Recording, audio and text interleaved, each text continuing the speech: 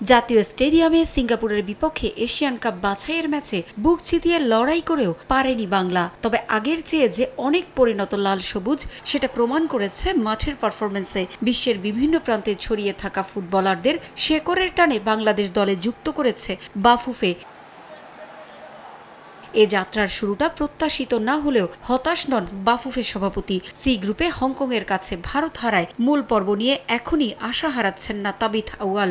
যে উদ্দেশ্য নিয়ে আমরা এই আয়োজনটা করেছিলাম, আমি মনে করি আমরা ডেফিনেটলি যেটা উদ্দেশ্যটা হাসিল করেছি। আমাদের আয়োজন, ফ্যানদেরকে, দর্শকদেরকে ইজিভাবে স্টেডিয়ামে ঢুকানো, অনেক বিশেষ অতিথি এসেছিলেন, তাদেরকে আমন্ত্রণ জানিয়েছিলাম এবং আমাদের দল আমি মনে করি ভালো খেলেছে, শেষ পর্যন্ত চেষ্টা করেছে। যেটা আমি বারে বারে বলছি যে আগে শেষ মুহূর্তে বাংলাদেশ মাঝে মাঝে গোল খেয়ে যেত, আজকে দেখেছেন যে শেষ সেকেন্ডে বাংলাদেশ গোল দিতে চেষ্টা করেছিল।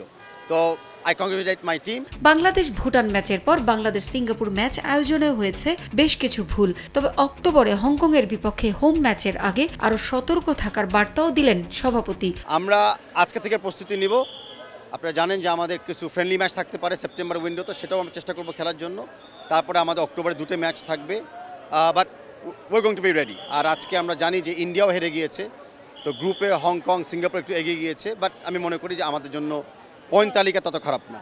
দেশের ফুটবলের নবজাগরণে লাল সবুজের সঙ্গে যুক্ত হয়েছে একাধিক পৃষ্ঠপোষক প্রতিষ্ঠান। ম্যাচ হারলেও আগামী 9 অক্টোবর হংকংয়ের বিপক্ষে হোম ম্যাচ নিয়ে এখন থেকেই নাকি আরও আগ্রহ বেড়েছে পৃষ্ঠপোষকদের। যারা স্পন্সর ছিল, পার্টনার ছিল, রেজাল্টে তারা খুশি না, কিন্তু ওভারঅল আয়োজনে তারা অত্যন্ত প্লিজ, আলহামদুলিল্লাহ। এবং তারা ইতিমধ্যে আমাকে বলছে যে অক্টোবর ম্যাচে তারা এখন কথা বলতে চায়। আগামী 9 অক্টোবর হোম ম্যাচের পর 14 অক্টোবর অ্যাওয়ে ম্যাচ খেলতে হংকং যাবে বাংলাদেশ। পারভিন আক্তার, সময় সংবাদ, ঢাকা।